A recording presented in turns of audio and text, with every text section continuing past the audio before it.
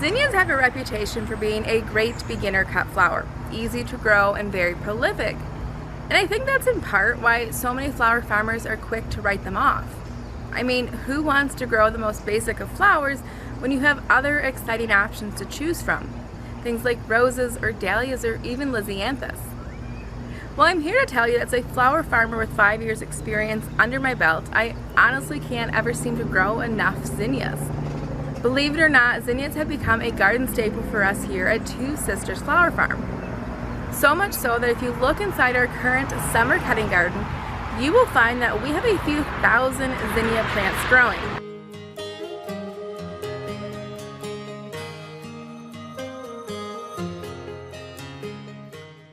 Now I know not every grower is as head over heels about zinnias as I am, but in case you needed some convincing to give them a try, well, in this video I'm going to share not only what makes them the perfect cut flower for us, but I also want to help you grow your best crop ever, and so I'll be sharing my tips for growing them yourself. So let's not waste any more time and let's get right to it.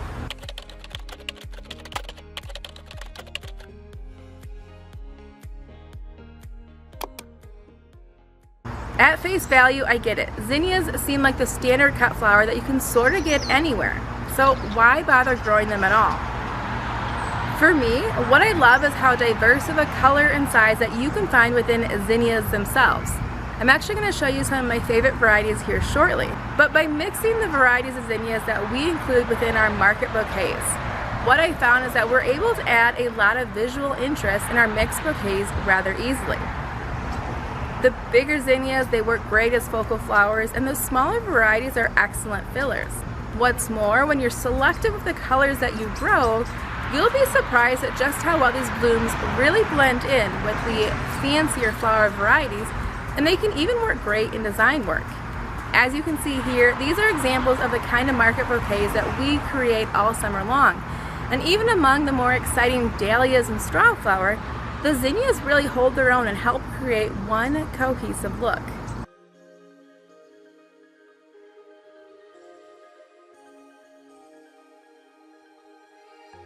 Now, from a business perspective, I love how easily zinnias grow for us here in Zone 5B.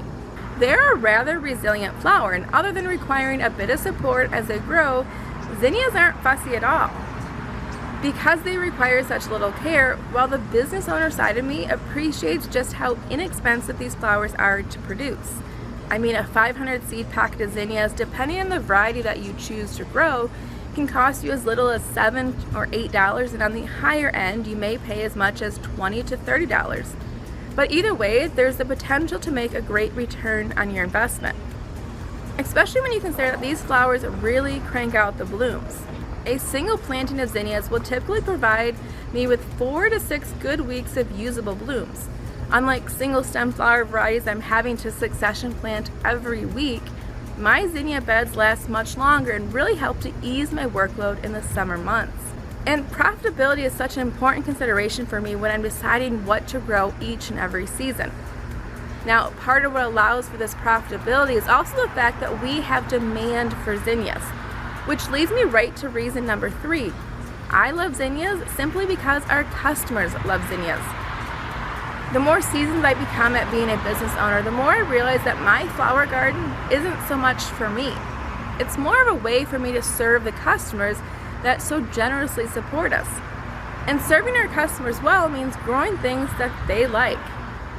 I think zinnias, more than any other flower, bring with them a lot of nostalgia for our customers. I mean, it's not uncommon for a customer to share with me how they remember their grandmother or how their mom grew a bed of zinnias in a garden when they were younger. And seeing our zinnias in their bouquets, well, it sort of brings them back to those early childhood days.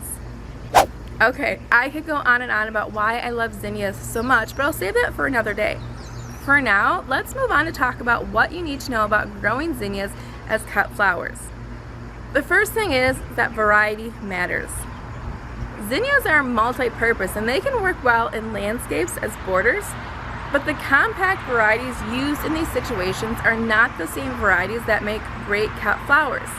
On our flower farm, we focus on varieties that grow tall and large so that we can harvest nice long stems from them. We especially love the Benary Giant series as well as the Queenie and Oklahoma series, and for a bit of fun I'll even plant the Lilliput Zinnias. While all of these varieties work as great cut flowers, the biggest difference among them can be found in their bloom size. Benary Giants are the largest flowering variety in the zinnia family, often reaching 5 or 6 inches across. And when you see them besides a more mid-sized variety like the Queenie series, you can get a sense for just how large these blooms are. Now in my experience, the first bloom from my Benary Giant plants, they can sometimes be a tad smaller than expected. But the more that I cut from these plants, the larger the blooms seem to get. As I just said, the Queenie zinnias, while still beautiful, are just a bit smaller, usually measuring closer to 2.5, maybe 3 inches wide. Now the Oklahoma and Lilliput zinnias are smaller yet, and while they are favorites of mine, I unfortunately don't have examples to show you in this moment. This year, while we were planting our summer garden, I was determined to make use of the stock of seeds that I have somehow collected over the years, and unfortunately I didn't have as many stocked up seeds of the Oklahoma and Lilliput varieties. So while we will be growing them again in the future when I reorder seeds, this year they're just not present in our garden. For comparison, the Oklahoma zinnias are slightly smaller than the Queenie ones, usually measuring about 1.5 inches to 2 inches across, and the Lilliput zinnias are smaller yet, more miniature, sort of button size. To help you narrow down which varieties you may want to try in the coming season, let me show you some of my absolute favorite colors. For starters, I think this Benary Giant Zinnia in Wine is just stunning. It's a nice, deep, enriched color that does well early in the season when paired with bright pops of color like cheery sunflowers. And it also transitions into the fall nicely as it pairs great with other rich colors like we often get from our dahlia patch. Benary's Giant Purple is another deep, rich color that I love, but to be completely honest, I find that it's so similar to the Benary's Giant Wine that I much prefer to just choose one color or the other and go with it, rather than grow both. So here you can see a side-by-side comparison of the purple and wine colors, and while there is a difference, just for me, there's not enough of a difference that it warrants planting both in my garden. Now, you may think differently, especially if maybe you're growing particular color palettes for floral designers that are just a bit more picky with the colors that they prefer to use. Next up on my list is this giant salmon rose, and I think it's the perfect peachy color. As it ages, it softens and fades into a more faint peach hue. Again, another versatile color that pairs well with both pastel tones and more bold colors.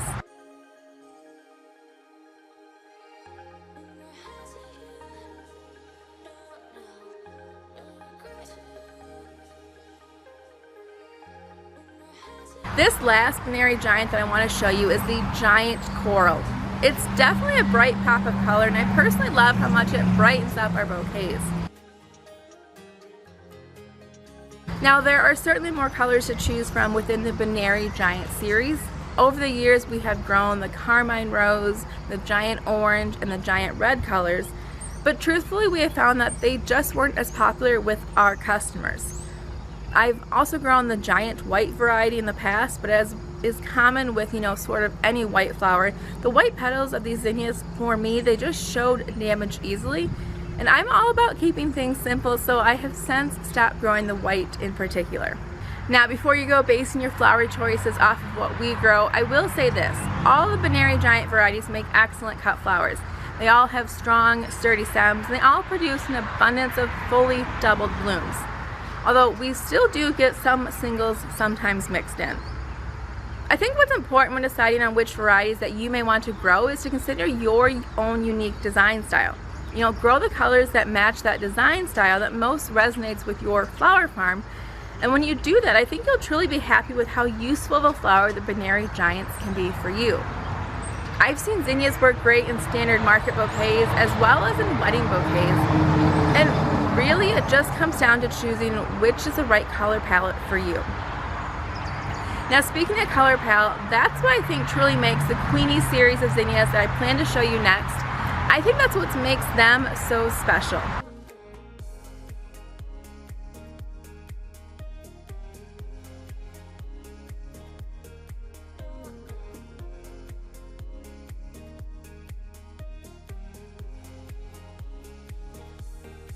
Now, just a little clarification because I don't want anyone to get confused, but the Queenie name is relatively new.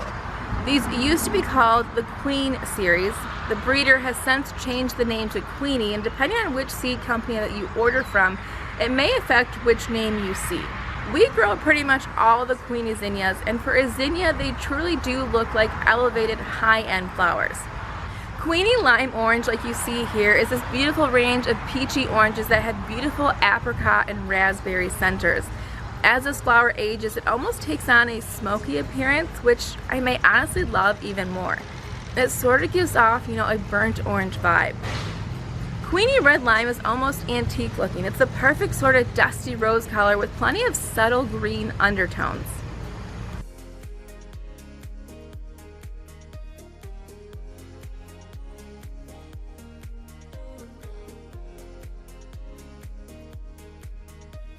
Queenie Lemon Peach is surprisingly enough probably my favorite of the Queenie series. And I say surprisingly because I'm not typically drawn to yellow flowers. But this variety is the perfect shade of pale yellow. It's not a bright and obnoxious highlighter color. It's still very bright and cheery, but just a more subtle pop of color. I especially love when those apricot-y, peachy undertones are present. It's a subtle infusion of color that truly makes a difference. Of all the Queenie zinnias that we grow, Queenie Pure Orange is likely my least favorite, only because of personal preference. It's still a lovely color, but not the best fitting with my preferred range of colors. Still, I do want to show you this variety as it most closely resembles the Oklahoma series that I mentioned earlier. It's similar being that it's one pure color, and this Queenie flower is actually slightly smaller in bloom size than all of the other Queenie varieties.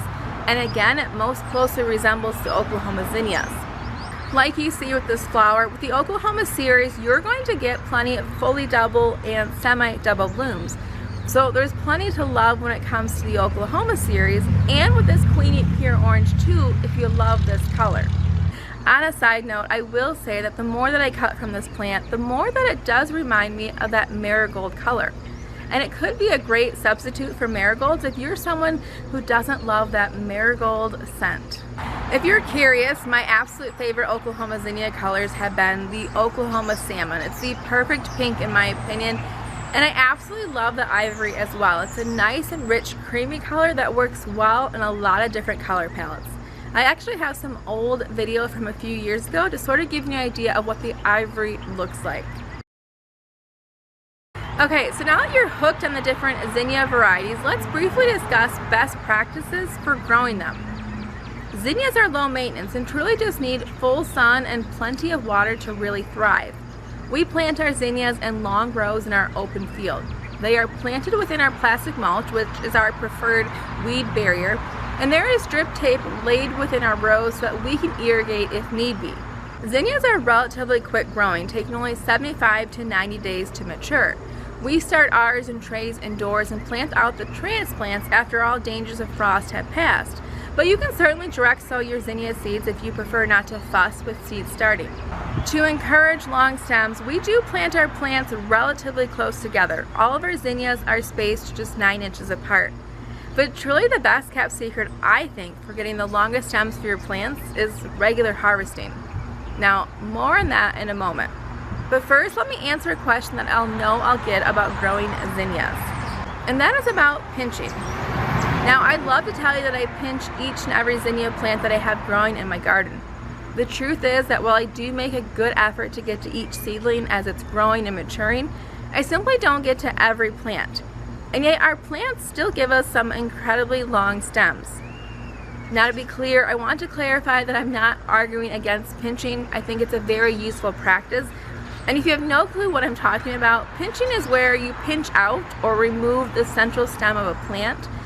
This practice encourages branching and forces the plant to send out more lateral stems, often resulting in a more prolific plant that gives you longer stems. Now, this practice is useful, but even when I don't pinch each plant, I make up for it by being extra vigilant about harvesting deep into my zinnia plants, even when the plants are young and it feels like I'm taking half of the plant with me as I harvest the bloom. I regularly cut long stems for my plants, even if I have to cut side buds in the process. I know that by maintaining those long, deep cuts, as hard as it may be at first, I'm better off, as it often encourages the plant to replace those long stems with even larger plant growth later on. If you need a visual to encourage you to cut long enough, I often recommend that you use your forearm as reference. You know, harvesting stems that are the same length as the distance between your fingertips and your elbow is a good starting point. If you're unsure of exactly when to harvest your blooms, I do share more information in this video all about when to harvest your flowers for best vase life. I cover zinnias in that video, and I'll link the video below in case you're interested. Just know that zinnias need to be picked when they are fully ripe, as they do not typically open further once picked. Okay, we've covered the good. Let's briefly discuss the bad, or more appropriately, the struggles of growing zinnias. If you're going to run into issues with growing zinnias, the most common culprit seems to be powdery mildew. Powdery mildew may be more prevalent in certain areas of the country, so it could greatly depend on your growing conditions. We often experience it late in our season. While it's not the most devastating disease to deal with, it does greatly reduce our yield within our zinnia rows. In years past, I've always tried to control the powdery mildew on our zinnias. At the recommendation of another flower farmer, I used to use 2 foliar fungicides. They were called Millstop and Cease.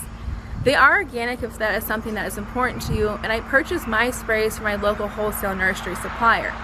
I'm sure with a quick Google search that you can find them somewhere near you. Now, I felt like the sprays were effective. However, I find it much easier just to succession plant my zinnias. Again, this is purely personal preference. You see, after growing zinnias for a number of years, I know that based on how we grow them, that a single planting of zinnias will typically supply me with 4, maybe 5 good weeks of good usable blooms. So to get through our entire season, I simply plant new groups of zinnias about once a month. I was pretty convinced for a while that 2 successions of zinnias was the magic number for us here at Two Sisters Flower Farm. And if you have our 1/4 acre cut garden plan, that's what you see laid out in there. However, this year I did experiment with something new, and I did plant 3 separate successions. And so far that seems to be working even better for us. Now don't worry, if you purchase that 1/4 acre cutting garden plan, I will be updating our digital product so it reflects this year's cutting garden layout. So you'll have access to that later on once our season finishes. But 3 successions really seems to be working well. It helps me to stay ahead of the powdery mildew that shows up in our plantings. Plus, I find that since our zinnias grow so large, sometimes what can happen is, despite my best efforts to corral our plants, it's inevitable that those large plants eventually topple over. Rather than try and straighten our plants back out or work through the frustration of having to fasten even sturdier support, I much prefer just to move on to a new planting that is standing upright. Basically, I stay ahead of disease by having new, fresh plantings ready to go every couple of weeks. You never know, powdery mildew may not be a problem for you. I encourage you to try your hand at growing zinnias and see what happens. Well, there you have it. That's growing zinnias in a nutshell. I hope that this video leaves you inspired to want to try growing zinnias in your own garden. Like me, you may be pleasantly surprised by the experience. As always, please let me know if you found this information in this video helpful by giving this video a thumbs up, and consider subscribing if you haven't already. It really does help small channels like ours. Let me finish by saying thank you so much for hanging out with me today, and I look forward to seeing you in the next video. Bye guys.